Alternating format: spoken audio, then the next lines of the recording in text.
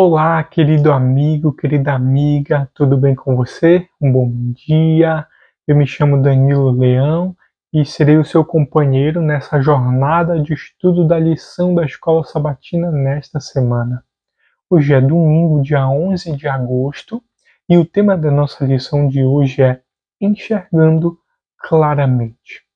Antes de iniciarmos o nosso estudo, eu gostaria de lembrar a você para deixar o like no nosso vídeo, para se inscrever no nosso canal e para compartilhar o nosso vídeo com seus amigos, familiares, para que mais pessoas tenham acesso ao nosso conteúdo. Vamos fazer uma breve oração? Feche seus olhos e vamos orar a Deus. Santo Deus, Pai amado, muito obrigado, Senhor, porque mais uma vez podemos estar aqui conectados para juntos estudarmos a Tua Palavra, Senhor.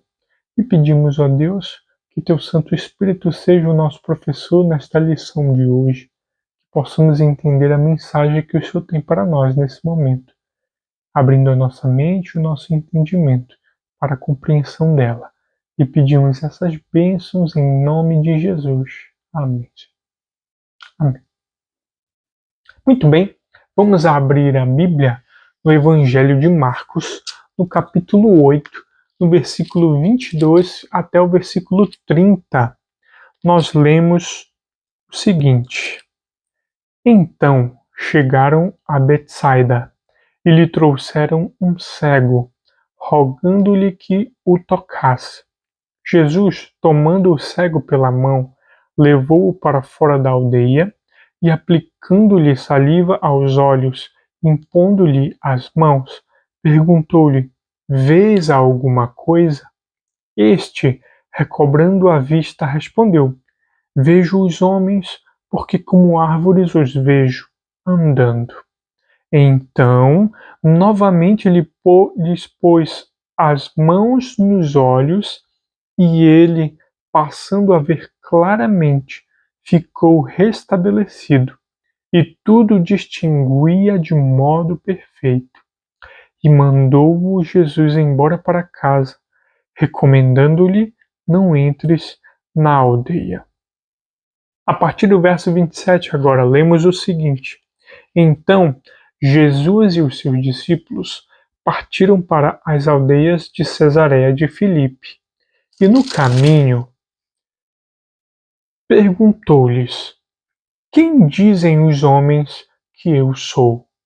E responderam: João Batista, outros, Elias, mas outros, alguns dos profetas.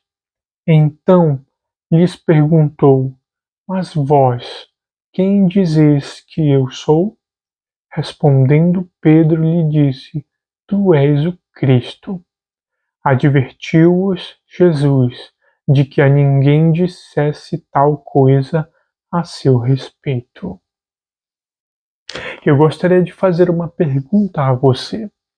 Com base nesse texto que acabamos de ler, nessa linda história da cura deste homem cego, um fato curioso: por que houve a necessidade de Jesus tocar-lhe 2 vezes para que então a sua visão fosse restaurada completamente?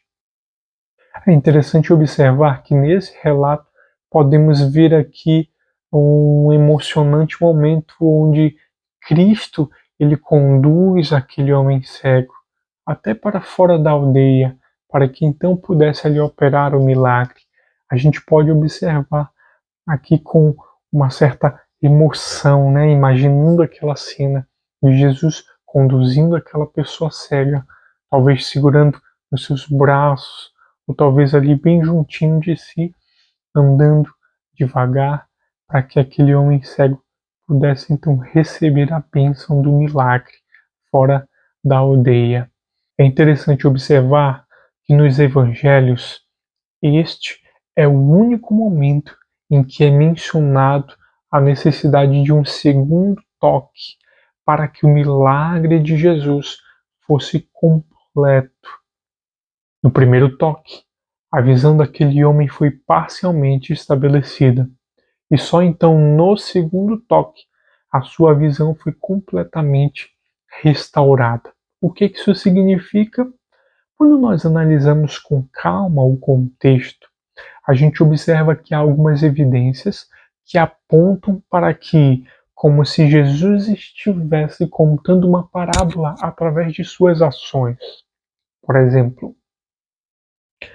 quando Jesus pergunta aos discípulos: quem os homens dizem que eu sou? Eles falam: alguns dizem que tu és Elias, outros falam que tu és um dos profetas. Enfim, Jesus olha então para o seu grupo ali de seguidores mais íntimos e pergunta: e vocês? Quem vocês dizem que eu sou? E pela primeira vez, então, uma pessoa que não estava possuída por espírito imundo confessa que Jesus era o Cristo, o Messias. E esse foi Pedro. Pedro diz: tu és o Cristo. É interessante nós notarmos que havia uma compreensão, uma expectativa meio que política acerca do Messias.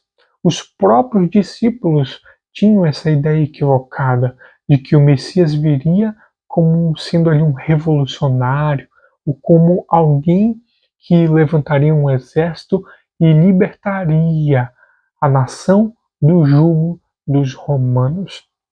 Jesus, então, através desse segundo toque, ele está ensinando que há uma necessidade de um tempo, de um processo um pouquinho mais demorado, um segundo toque, entre aspas, para que a visão espiritual ela seja ali completamente restabelecida, restaurada. Esse processo estava acontecendo com os discípulos naquele momento. Tanto é que, por diversas vezes, Jesus falou acerca de si como o Messias que estava caminhando em direção à cruz. Mas os discípulos não conseguiam entender o significado dessas palavras. Jesus então sabia que haveria ali um processo um pouquinho mais lento, mais demorado, haveria um desenvolvimento na visão espiritual dos discípulos, até que então eles tivessem ali a percepção completa de que Jesus era o Messias e de que tipo de Messias ele era. Não o Messias político revolucionário, mas de fato o Cristo, o Filho do Deus vivo, que viria para libertar o povo, a nação, não somente do jugo dos romanos, mas da escravidão do pecado. E não somente a nação de Israel, mas o mundo inteiro.